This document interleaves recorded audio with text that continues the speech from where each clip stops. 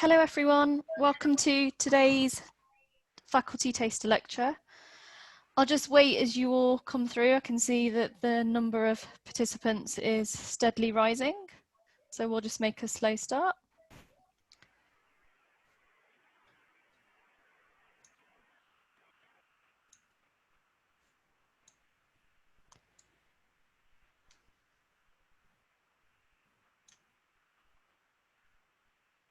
Okay, it's still rising. It's great to see so many of you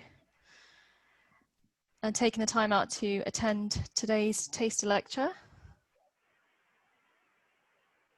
Okay, great. I think we have everyone. So good afternoon, everyone, and welcome. My name is Mandeep Mahal, and I'm a senior advisor here in the MBA recruitment and admissions team. And I have the great pleasure to welcome our taster lecture today by Pegram Harrison, who is a senior fellow in entrepreneurship at Saïd Business School, University of Oxford. So Pegram Harrison's research and teaching concern entrepreneurship and leadership in an entrepreneurial context. He is a member of the Oxford Centre for Entrepreneurship and Innovation and of Brasenose College, Oxford. He teaches entrepreneurship, pre-startup, opportunity recognition and business planning and leadership, especially in entrepreneurial contexts, to executives, diploma students, as well as on the MBA and undergraduate programs. Pegram received a BA in Literature from Yale University, a PhD in English Literature and Indian History from the University of Cambridge, and an MBA from London Business School. So I'll hand over to Pegram now to start today's lecture. Thank you. Thank you, and hello everybody. Very, very glad to be joining you on this occasion. It's kind of hard to describe what it is, a webinar or a taster lecture or an opportunity for you to visit the school in the only way that's possible in these strange times, which is virtually. At any rate, I welcome you, and I'm very much looking forward to spending the next hour with you. I will talk for about half an hour, maybe 40 minutes, and then we'll have questions and answers about absolutely anything about what I've been speaking about, or about the MBA program, or the Saïd Business School, or the University of Oxford, or anything else that you can think of. Also, along the way, please feel free to use the Q&A function to ask any questions about what I'm saying or whatever's in your mind. It'll work best if you use the Q&A function rather than the chat. That will stack up some questions which I can answer when the time seems right. I see that we've got some comments coming in from you all scattered all over the planet Earth, and that's really amazing. Soon I'm going to ask where you all are, but before I get to that point, I'll say a few words first. So again, welcome. Let me know if you have any questions as we go, and I will begin now. So as the introduction said, my job title is to be a professor of entrepreneurship, and that is indeed what I spend a lot of time doing, but it's not the only thing. And I do a lecture for the MBA program, well, a lecture series, a course, usually in the spring term. So when you're peaking you're most busy, you're given the chance to choose classes on the MBA program, electives, and the choices are very wide. There are lots to choose from. And for about 7 or 8 years now, I've been offering an elective called Leadership Perspectives from the Humanities, which is always very popular. And I think the reason why is that it's quite distinctive. It's the sort of thing that you could probably not do on any other MBA program, at least not in this way. And that's because we look at leadership, which is of course a business school and an MBA topic, but from a very different set of perspectives, from the perspective of humanities and humanities scholars, many of which are my colleagues in Oxford. I can walk down the street, walk down the hall, and find people that are trained in the humanities or professors of the humanities who have something to say about leadership. And they have, moreover, been using the resources of the University of Oxford to do that for generations, millennia. And so it seems not only appropriate, but important to draw on all that skill and expertise around us in Oxford to inform the way we think about leadership. That was the insight for designing this elective and for offering it, and I think it explains why it's very popular. It's one of the most popular electives that we offer. So I'm going to give you a taster of it, a little bit of what we did this year in lockdown when we had to do everything virtually, partly because that may happen again, but also because I think we discovered some things about how we are able to teach on the MBA program using technology and informed by the humanities that will enrich my in-person teaching, I'm sure, when we're allowed to go back. Now, I see that there's a question coming up on the Q&A, and thank you for that. We'll get to those kinds of questions about admissions soon, but I would like to begin by just doing the taster session for a little while, and then we'll turn to that sort of Q&A. Let me begin, and I will see if I can answer some of these questions that are emerging after. All right. As I was just saying, the humanities have a bit of a head start on the subject of leadership. By one measure, there are people thinking about leadership from almost as far back as 3,000 years. In pre-Socratic Greece and in other Mediterranean cultures, we see philosophers, namely, thinking about what constitutes good leadership and what's necessary for educating good leaders. And knowledge of those thinkers is still very much alive and important and present in Oxford today, in the philosophy department or in the classics department or history and various other places. So, while MBA programs very often tout their interdisciplinary inputs, they draw on psychology, engineering, sociology, history, math, economics. They don't always draw on classics and philosophy to the extent that we can do it in this particular class, in this particular university. So I'm emphasizing this particular university because it's very specifically a humanities university, as well as all the other things that it does. I mean, many of you may be aware that Oxford is leading one major and promising initiative in the search for a COVID-19 vaccine. So it's a scientific university, very much so as well, but the humanities are its roots. And so since its beginning, nearly 1,000 years ago, it's been mainly a center for the study of humanities up until the late 19th, early 20th century. So thinking about leadership in this cradle of humanistic thinking about leadership is an opportunity that's not available on any other MBA program. And it's one that I think we should embrace in informing our teaching. So the elective that I teach and that I'll give you a taster of today is spread over 8 weeks, and we look at basically, we take 5 perspectives. A perspective from the performing arts, from literature, several glances from history, again, several from philosophy, and the perspective of the visual arts, which also includes, in this case, architecture. And I'll just sort of tell you what we did this year, rather than going into a lot of detail, and give you a little deeper flavor of one perspective.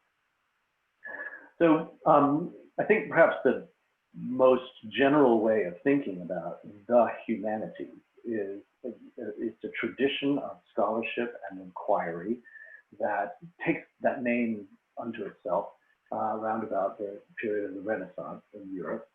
And it's particularly interested in looking at how classical thinkers, philosophers, and ethicists, as well as looking at the texts that represent those thinkers in unpicking dynamics of power.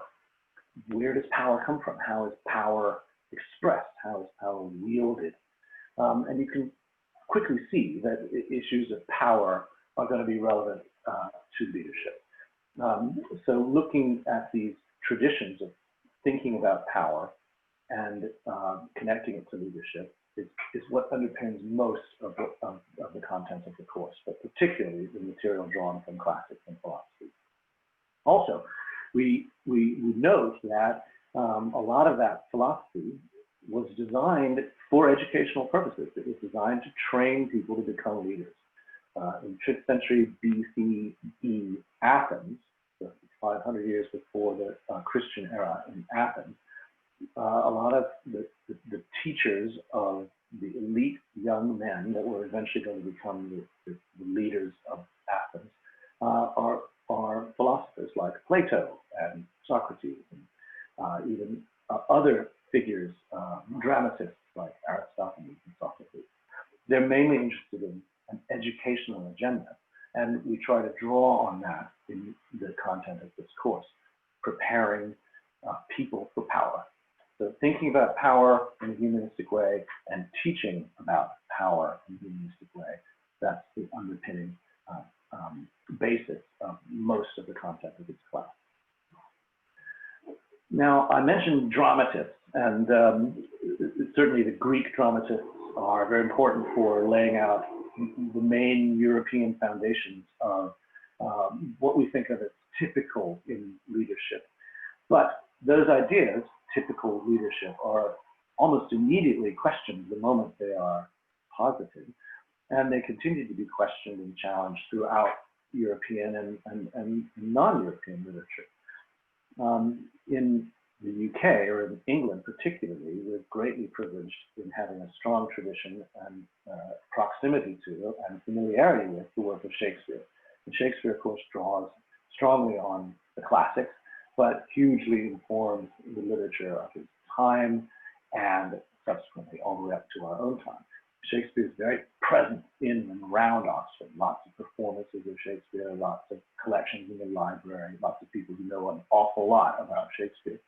So I can bring some of those people into the class. And for example, my friend and colleague, Dr. Ben Morgan from the Faculty of English, comes in and does a session on Shakespeare's weird tragic play, Coriolanus, which is basically about bad leadership. It's about a leader who really loses control of his own ability to handle power and the power that others wield on his behalf. And looking at how that happens and the language by which it's represented is a fascinating endeavor, which Dr. Morgan takes the class through over the course of the day.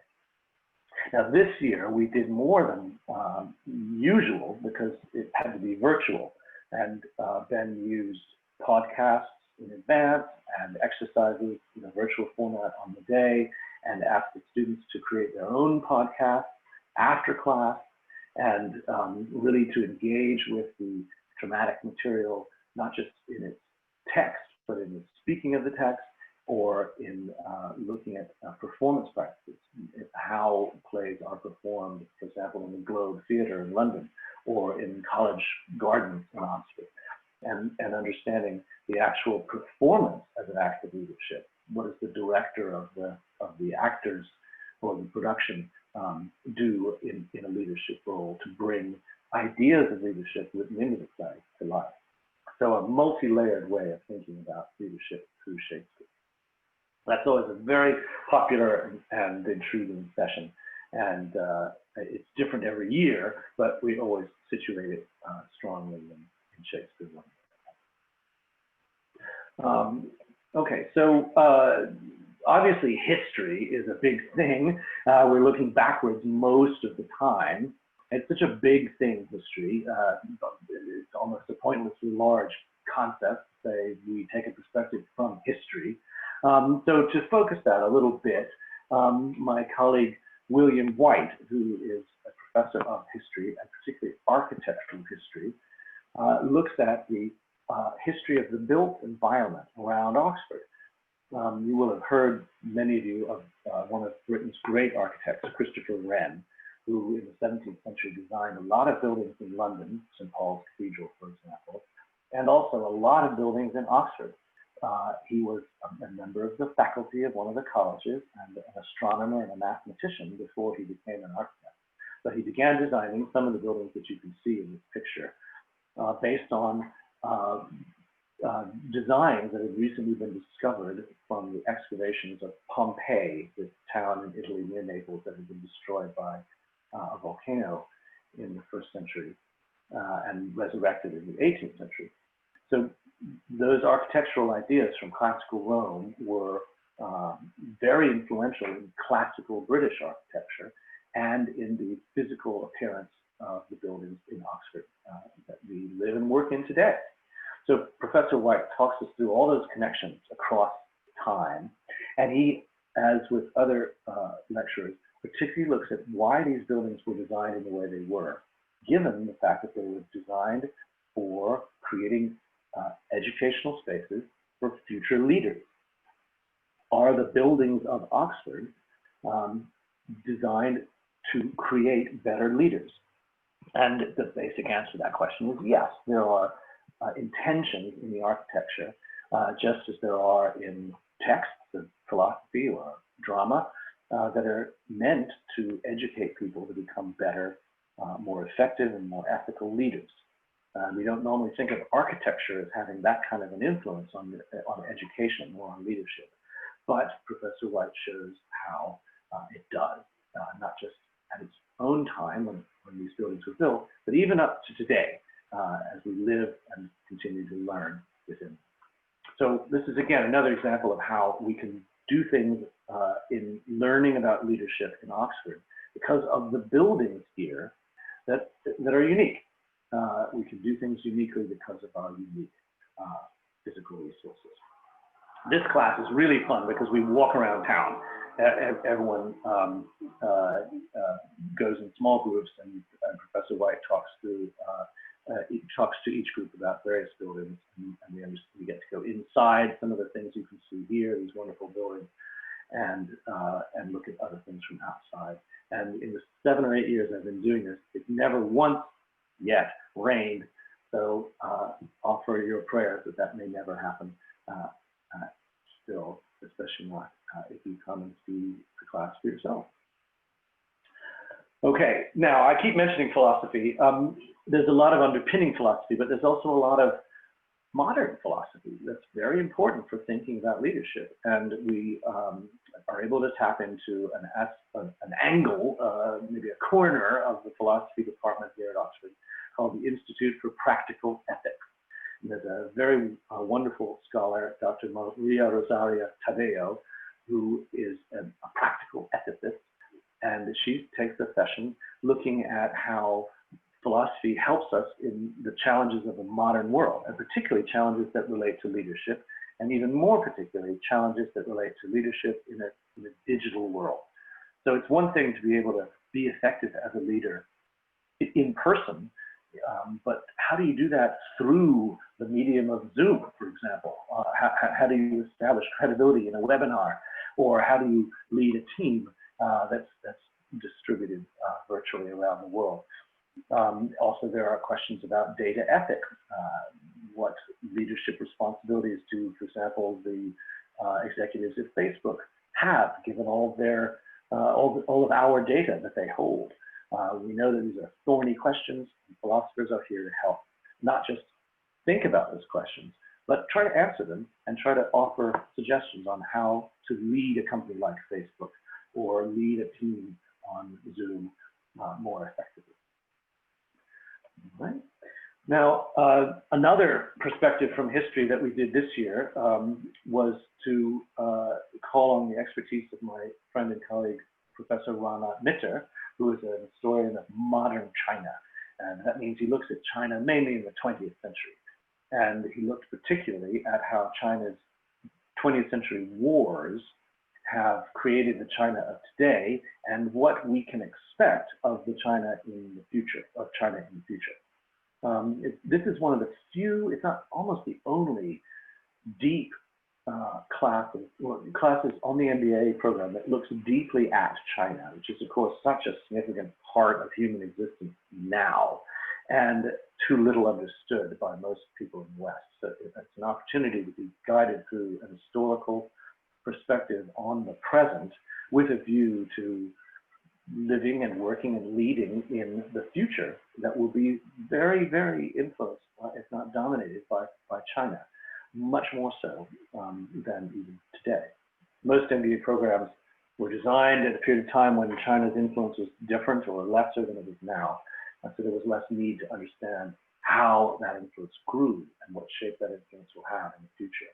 But that need is now very clear, and drawing on historical resources as well as contemporary events gives us a better understanding of the leadership challenges that a Chinese-dominated world will represent for all of our futures. All right. Now, the visual arts inform a lot of each of these sessions, and particularly this year, because we had to do everything through Zoom, which depends as much on the visual as on the verbal. But we also spend time looking at the wonderful artistic collections at the University of Oxford, and particularly its museum, the Ashmolean Museum, which is incidentally the oldest museum in the English-speaking world. A slightly daft claim to make, but it's true.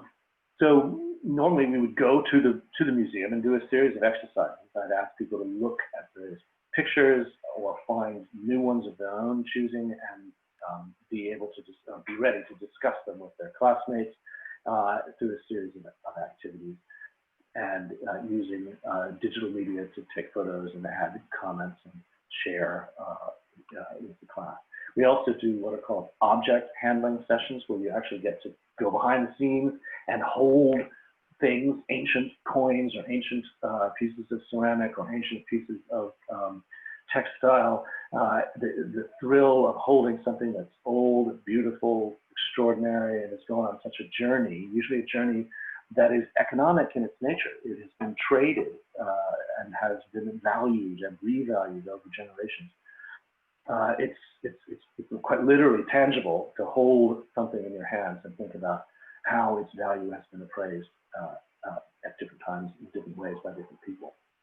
So in this session, we think about questions of value, a quantification of value, a qualification of value, and how value is so importantly understood as a mix of quantities and qualities. We're too often tempted in the business world just to think about what we can measure, but that doesn't capture everything. And the challenge of the visual or of the tangible art object is that you cannot measure all of its value in numbers. And that's a lesson that's valuable across back into the business world, where we have to think about the value of things like data or brand or reputation, which cannot be handled entirely through quantification. Again, in philosophy, and one of our final sessions is thinking quite explicitly about power again, and how speech and communication convey power. So, to put this simply, as a leader, a large part of what you do is speak or communicate through words, but also images and words combined. And understanding the responsibility and the effects of those words, those communications, that speech, is not something that most people learn on MBA programs, but is something that every leader needs to know and be constantly improving at. We look at classical ideas of rhetoric, in other words, the mechanics, the techniques of speaking with power and persuasion. And we look at contemporary or more recent views on rhetoric. And the white-gray gentlemen that you could see at the top are Cicero and Quintilian, and I think maybe Aristotle, who laid down certain ideas that were challenged by more recent thinkers on the bottom, Max Weber and Hannah Arendt and Martin Buber in the late 19th, 20th century. So trying to understand changes in the way we think about speech as an act of leadership, bringing up to date from its classical roots, forms this session. One of the things we do in this session is we actually deliver speeches. I ask students to prepare a speech using the techniques that were taught by Aristotle and Cicero, but to use a text of a more contemporary nature and to try to persuade their classmates using the rhetorical techniques that we've learned about in class. All right. Now, I want to soon turn in a little more depth to the performing arts stuff, because this is an opportunity for me to show you a little bit richer examples, richer tasting sample of what we do in the class. But I'm going to pause before I delve into that and see if I can answer some of these questions that I can see emerging in the Q&A. And I also see that people are raising their hands. I'm not quite sure how we're handling the hand raising. I think if you raise your hand and then log your question in the Q&A, that's probably the best way to, for me to answer your question. So let me just take an opportunity to answer some. I won't be able to do all, but some of these questions. So for example, Ambuj Ahuja asks, what kind of personality can be a better leader, inspiration or perspiration? And some of you might feel that the answer is emerging from some of what I'm saying. It's a combination of both. You need to inspire people with your speech or through images, but you also have to work hard in order to earn their trust so that they listen to you. So it's a combination of inspiration and perspiration that makes the best leadership, and very intentional and self-aware combination. I hope that answers your question. Let's see, Darshan Kayan asked a question about whether students who already have a background in the humanities gain more from the class. I think you gain different things. So people with a humanities background contribute a lot, but they always say to me that they learned stuff they hadn't known before, or they thought about things in a different way than they had previously done. So for example, thinking about, I don't know, Ophelia in Hamlet from the point of view of management and leadership is probably not something that you did in English class at a liberal arts college in America. Also listening to your classmates who are without a humanities background and seeing how they experience the humanities material, or how you communicate your joy or frustration or whatever with it to them, is again an opportunity at refining your own communicative and persuasive ability. So I think that students with a background in humanities have a different experience, but I know from what my students have told me over the years that it's almost invariably quite possible. Darshan, I hope that answers your question. Alex Henderson, who do I think is the most misquoted or misunderstood example of leadership from the humanities? Gosh, that's a very fine question. The most misquoted or misunderstood. I don't know. I mean, there's that wonderful comment. It's from Shakespeare. Some men are great, some are born great, some become great, some have greatness thrust upon them. It's misquoted, it's misused, it's misunderstood. Its origins are highly ironic. They're meant to be comical, but people have co-opted it for an infinite number of purposes. So maybe that's the first thing that popped into my mind. So maybe that's a good enough answer for you, Alex Henderson, I hope. Ugochi Ilomwanya, is there an online study for the Oxford MBA? Not really. We'll come to that kind of question about the degree program as a whole later. So I'll park that if I may. Thank you. Laura Schechter, you'd asked a question about psychology and the relationship between agreeableness, or lack thereof, and leadership. Agreeableness is a personality trait using the Big Five theory of personality. It's one of 5 dimensions, for those of you that don't know about this. And agreeableness, like negative emotionality, openness to new experience, conscientiousness, and whatever the other one is, these 5 traits all work together to constitute our personality.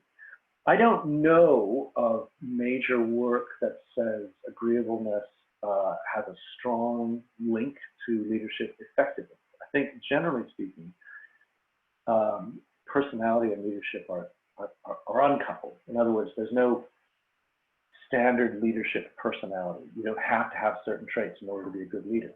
You can be very charismatic and be an effective leader, but you can also be not at all charismatic and be an effective leader. And the same is true for almost every other dimension, or the nearly infinite number of combinations of dimensions. So Laura, I'm not sure that answers your question, but I think that the relationship between agreeableness, like any other personality trait in leadership, is circumstantial. Each one person might or might not be able to make that trait a key element of her leadership. Navdeep Jahar, you are asking about whether we use contemporary case studies of rhetoric in presentation of big tech. Yes, absolutely. We look at how people like Steve Jobs introducing iPhones or new releases of technologies, how his rhetorical techniques are very much the same as the ones recommended by Aristotle in 5th century BCE Athens. I like to look right now at people like Mark Zuckerberg and Elon Musk, who are very often in the news. So it's very easy to see their personality traits and their relatively low agreeableness personality on display easily and to comment on them. So rhetorical techniques and behaviors and personality traits from contemporary figures very much inform the class. We just connect them to the classical or ancient or Renaissance origins of the way people think about it. Okay, so many questions coming in and responses to some of what I've said. And I'm gonna head, goodness, I'd like to answer all of your questions so much. Let me see, I'll answer a few more and then I'll do a little more of the class material. Let's see.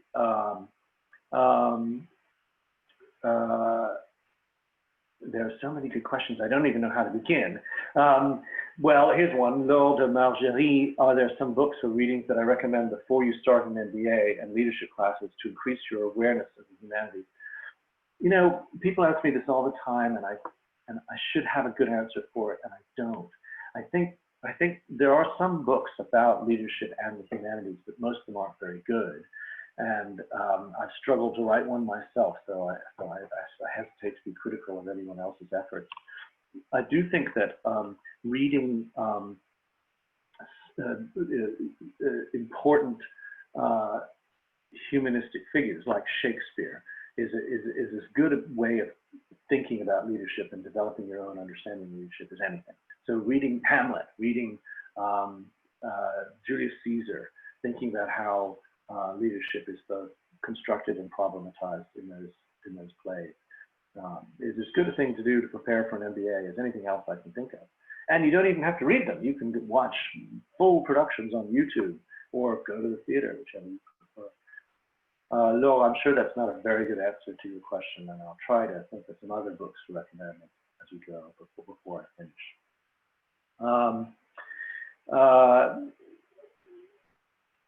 Now, Sean McNair asks a very good question, the point about not being able to capture all of the value that art offers in quantity. But what is the greatest challenge in identifying when value exists at all? Now, how do you know whether something is valuable, is a work of art, or is valuable by some other metric? I think that's a super good question, super crucial question, and one that matters a lot. Imagine in an entrepreneurial context, how do you represent your business idea as being valuable, worth investing in? When you have no track record, you've never produced anything, and you just started to hit the pavement trying to find angel investors. Learning how to represent the value of something to other people that can't see it immediately or can't at least see it through your eyes, maybe something that is a skill you would learn through looking at art better than you would learn from crunching numbers. I think you probably need both, not either one or the other, but both. And this course is designed to allow you to take both of those perspectives together. Okay, let me see. I'm gonna go forward and come back to some more questions if I can. And if I fail, I will fail to answer all of these questions. Quite a few of them are mechanical, and we can reply to those in written form. I'll try to return to a Q&A session in about 10 more minutes after I give you a little more taste of what we do in class. Okay, so I spent some time in my life as a professional musician, so that's sort of my home art, and I have also good networks in the musical performing community, and Oxford is an incredibly musical place. Lots of professional musicians live here. It's close to London, and it has a wonderful music scene itself. So I can draw on the expertise of colleagues. For example, I have a friend who's a conductor, Kayena Poncione Bailey. She's actually American. She's from Alaska, but she lives in Oxford. And she and I do a session together. And we also bring performing musicians into the class, and they perform for the class. And the students get to interact with them in pulling the performance together. Some students get to conduct them, others get to help them pull the music together. And in the virtual format, we actually created a performance with each performer separately in a separate location, and knitted it together using technology during the space of our class. It was a really challenging but fun class, and the students this past year just loved it. Now, in this class, I look at examples of famous conductors and show how incredibly varied their leadership styles are. So this woman, for example, Maren Alsop, has a very different style to a lot of other, perhaps more conventional, familiar conductors. Sort of big man with big white hair and a German accent. That's not who this woman is. She's American, she's not a man, and she's quite petite, but her power as a conductor derives from her authentic personality traits and her expertise and her ability to communicate. And she can conduct the same music as, say, Herbert von Karajan, but she does it in a very different way. So understanding the differences in their leadership style allows students to reflect on what their own authentic leadership styles are emerging, and what they need to build on or develop in developing their own leadership. Now, I was going to ask you all to do a little activity, because it's the sort of thing we do in the class. So let's see if it works. I'm not sure if it's going to work, but if you've got a device, go to this URL, polev.com/my name, Pegram. Just go there, and it should take you to a poll. It'll ask a question, and if you can just select your answer, I'll be able to show everyone the answers as they come in. Yeah, I can see that some of you have already done it. So I'll tell you what I'm going to do. I'm going to share a different screen so that you can see the results coming in. And I'm hoping that the screen share is working, and that what you can now see are your results coming in.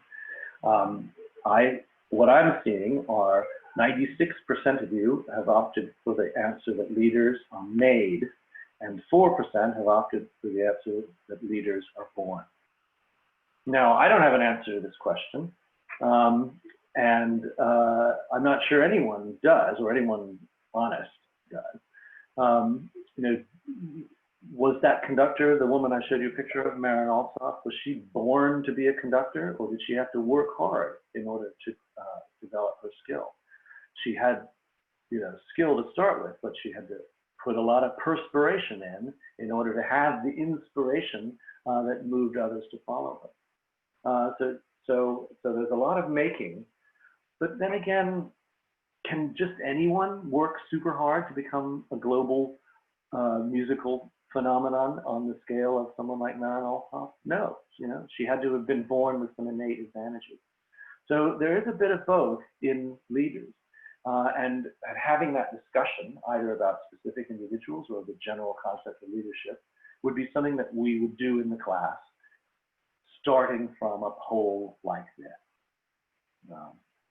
Okay, let me ask you another question. I'm just going to ask you another question. I'm not sure whether or not. Yeah, okay. Go back to your device, and there should be a new question. Yes, here I can see some of you are making it work. Where in the world are you right now? I'm not sure if you can see the result. It doesn't look like it, so I'll try to resume the share. Okay, now I hope you can see it now, that you are spread all over the planet. We've got people in Britain, but people in North America, Central America, Australasia, it's Africa. It's just wonderful to think that that we're all doing this together, and that the medium of technology makes it happen. The challenges that this represents, I hope, are worth thinking about just for a second. What does it take for the leader of a global corporation with employees and customers all over the planet, like you all are, like we are?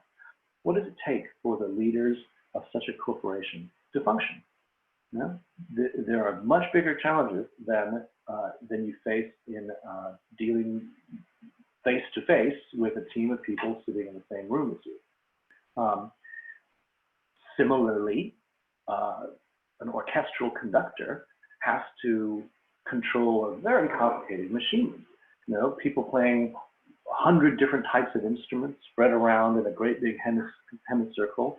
The conductor doesn't know how to play all of those instruments, can't make eye contact with every single player at every single moment. Everything has to be done from some removed, from some distance. And the medium of the music means that you can't stop and talk once the performance begins. Those kinds of challenges that orchestral conductors face every day are not dissimilar from the challenges that global leaders, global CEOs face in their jobs. They're not the same, but they're not dissimilar either. So we think about these leadership challenges in business by looking through the lens of the leadership challenges of an orchestral conductor. All right, now let me ask you yet another question.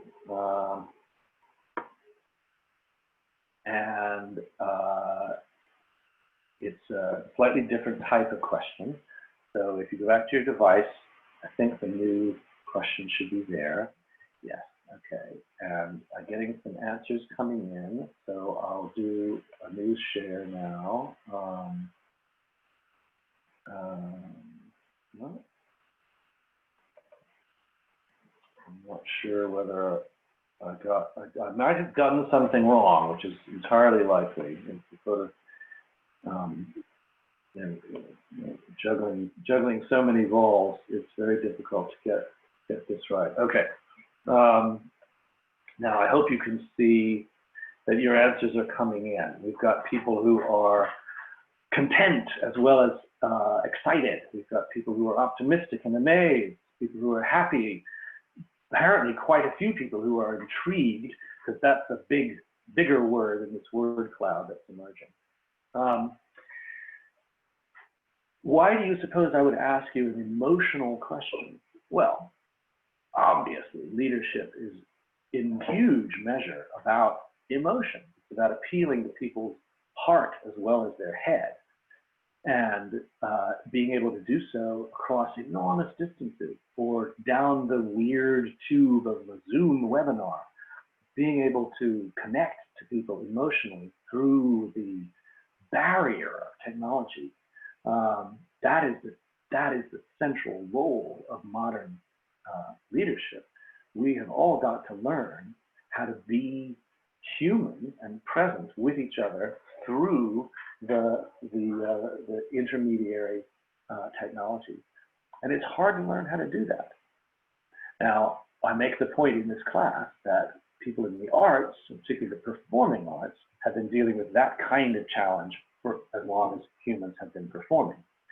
We learn how to cross the fourth wall of a stage or a concert hall and appeal to people emotionally through art in ways that even non-artists can understand and replicate in their own lives.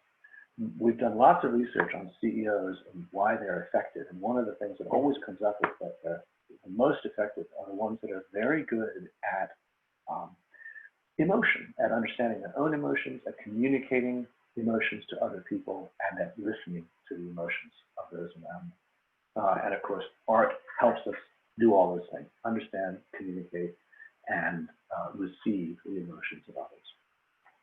Okay, so I hope you can see, it's a little strange doing all these polls, but I hope you can see that the connections with the humanities are things we can draw out through technology in the class, even if it's virtual class, and connect to contemporary events, to the pedagogic endeavor of learning about your own leadership, as well as thinking about other people's leadership.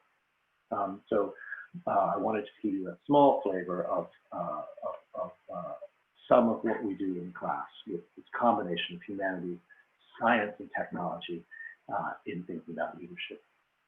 Okay, now I'm pretty much gonna stop talking here, but I just want to show you one more thing, which is an example of what the students this year did in class. I challenged them to work with some visiting musicians to create some music in real time, and then to think about what it took. What was the management challenge, the leadership challenge of making a performance in the adverse circumstances that we all found themselves in. So I have to stop my share and start a new one now, just to show you. Here is about 1 minute of the music that the class, the students and the visiting musicians created. It's some Bach, and it was done, planned, practiced, and executed in the space of about 3 hours with a bit of technological mixing to shine it up. I'm proud of it. I'm proud of what the students did, so I want to share it with you. I hope the sound quality is okay, and I'm going to go play it now. Here we go. Enjoy.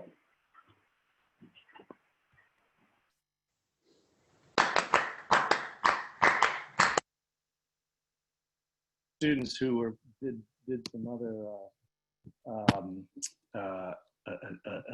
another type of performance. This is the file I'm looking for. Oh no, you know what? I think it's been mislabeled. I'm not going to be able to do this.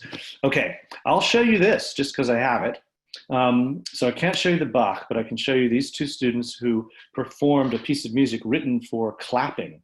And it's two people and they clap, and it just sounds great. And there's some little visual flourishes built in as well if you watch the woman in her headgear. So this is 1 minute of what we produced during class. I hope you're going to be able to hear it and that it sounds good. Here we go.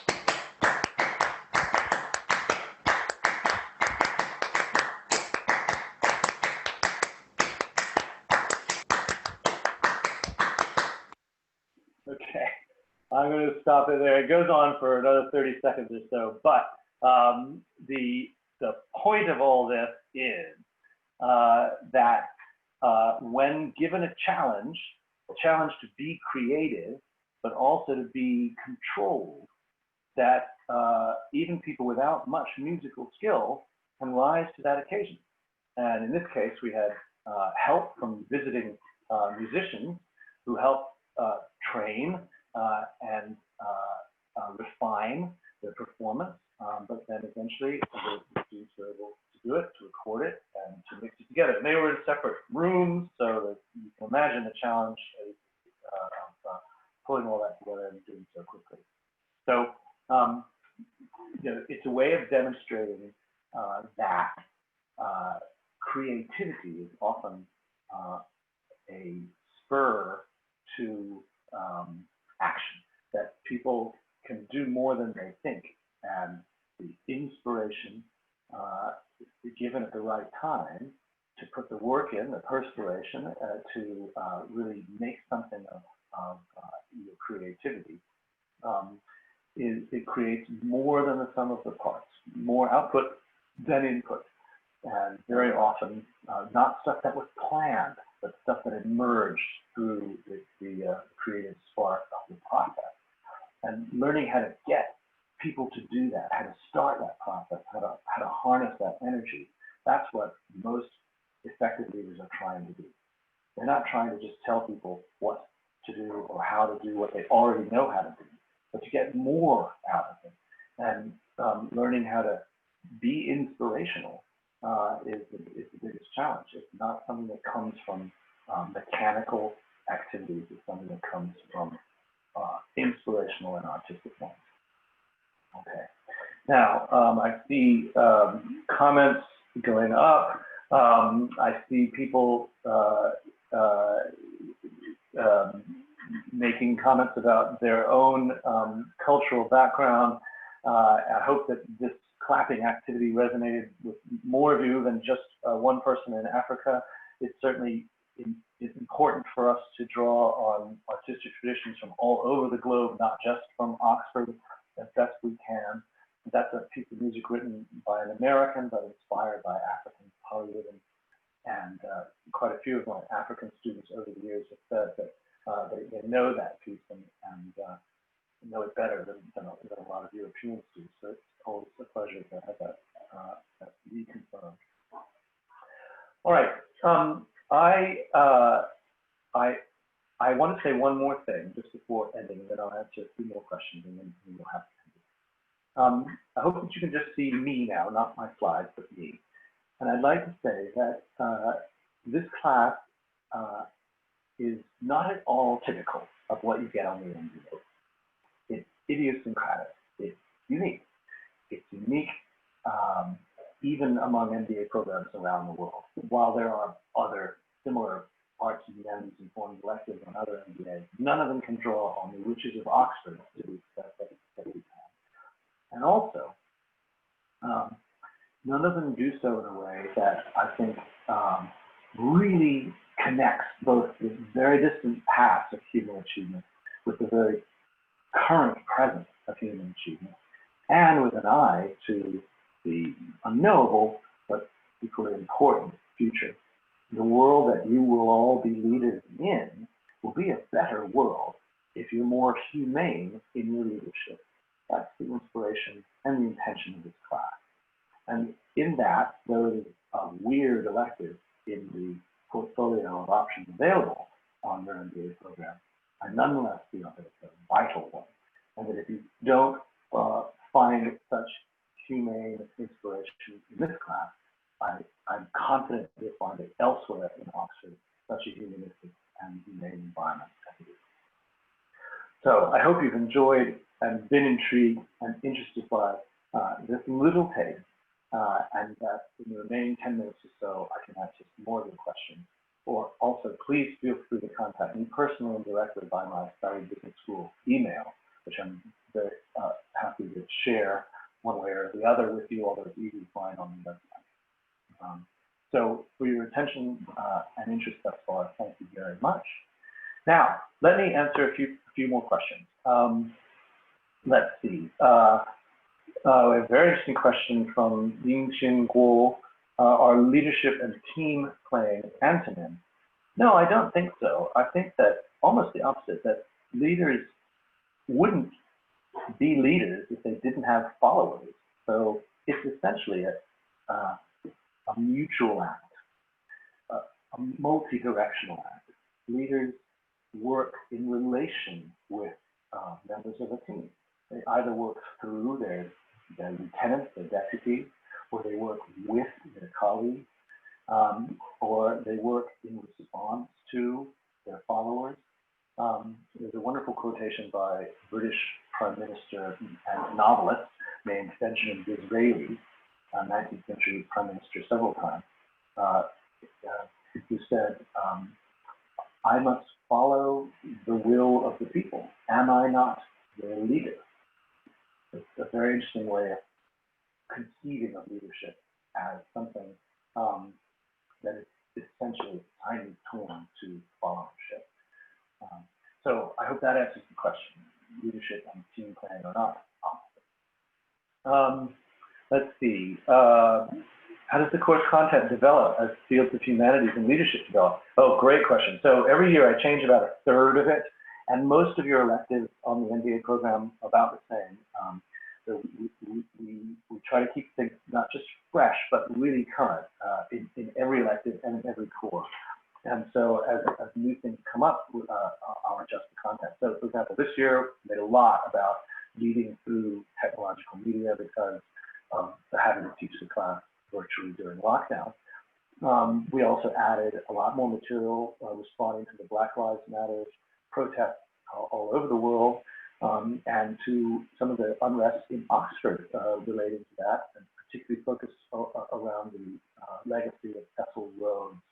Rhodes, the imperialist figure from Southern Africa who left a big mark on Oxford, also provoked a lot of protest right during our class, and it was very troubling, but also very exciting to use those questions about ethics, racism, imperial history, power, leadership, and changing ideas of what constitutes good leadership in real time. We were able to use all those ideas in real time. And in fact, some of my students I know were not in class on occasion because they were out marching for Rhodes Must Fall and Black Lives Matter events, but they were able to use our technological platform for classroom discussion to narrate their presence at those marches instead of at home during class. In other words, they were attending class while marching.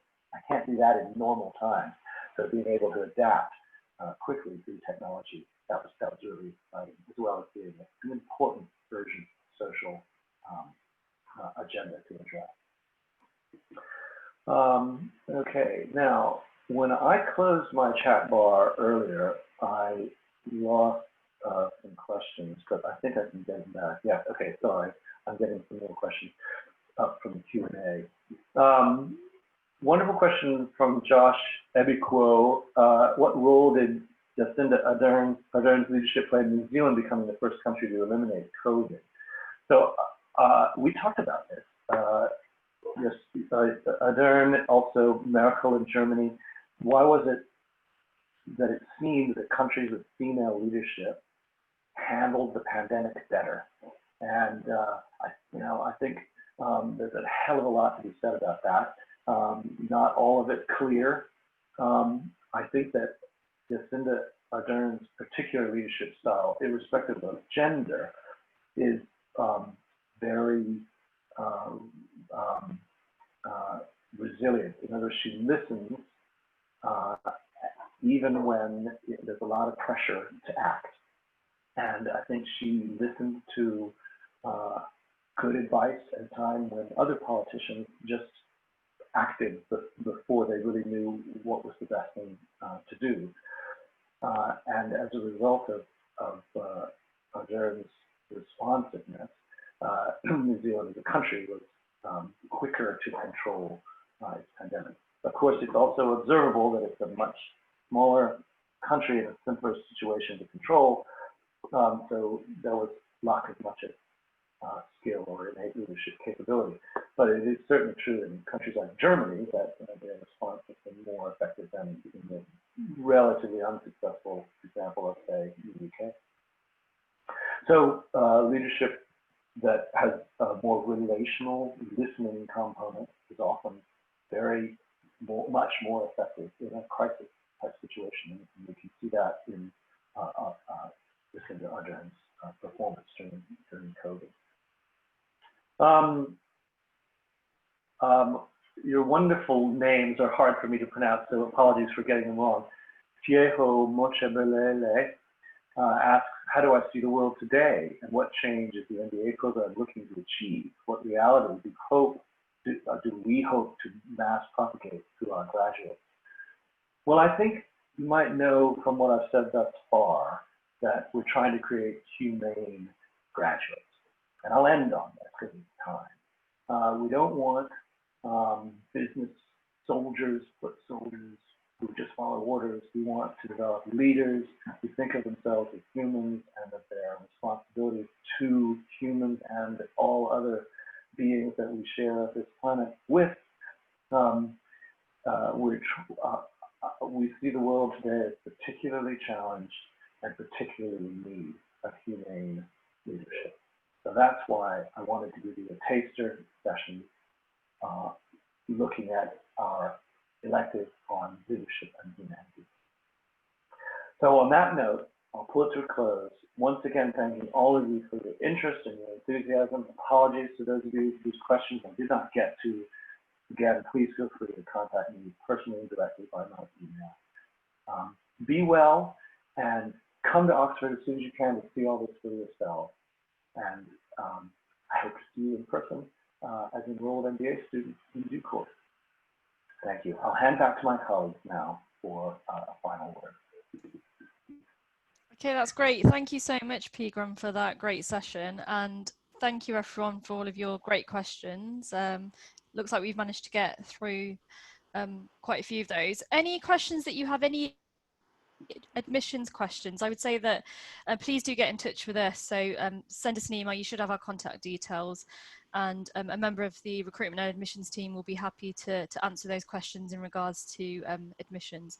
But I hope this lecture has given you a taster of what it's like to be on the MBA at Saïd Business School. And applications are open for 2021. And we have our first stage deadline next week on Friday, the 11th of September. But any questions about the application, please do get in touch with us. This session has been recorded, so we will be following up with you shortly with a recording so you can watch back. But otherwise, thank you so much for joining us, and thank you, Pegram, for that great lecture. And I hope you all enjoy the rest of your day, your afternoon, your evening, wherever it is that you're dining from, and I hope you're all well. Okay, thank you. Goodbye.